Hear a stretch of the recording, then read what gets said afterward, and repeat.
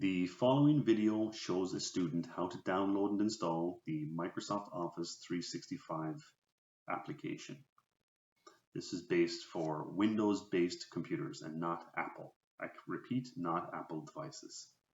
So you log into www.office.com. You sign in with your username and password that you were provided by the college. Same username and password you use for Microsoft Teams. Upon login, you should have a install Office icon up here in the top right corner. You click on that and then download the software over here. Using your andersoncollege.com email address, this provides you free access to the software. You click the download link and the save button. This will download the software for you, free onto your computer. Upon download, then you actually can go ahead and do the install. That is how you download the software for free.